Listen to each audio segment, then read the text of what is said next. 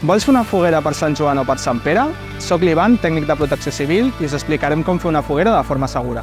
Informa't al teu ajuntament de quines són les zones habilitades per fer fogueres i de quins permisos cal demanar. Recorda que està prohibit fer foc a totes les zones forestals de Catalunya i a la franja de 500 metres que els envolta. Avisa al veïnat i a comerços de que faràs una foguera perquè puguin recollir tendals i roba estesa i també avisa'ls de que han de tancar portes i finestres per evitar l'entrada del fum. Ves amb compte amb el que cremaràs. No hi llencis ni papers ni teixits, perquè el vent els pots fer enlairar.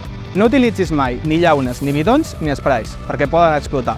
Tampoc utilitzis pneumàtics ni plàstics, pels seus efectes contaminants.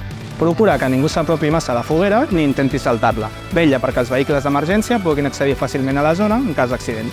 Tingues en tot moment algun mitjà per poder apagar la foguera, com ara extintors, cubells d'aigua, mànegues. Vigila la foguera fins que quedi del tot apagada.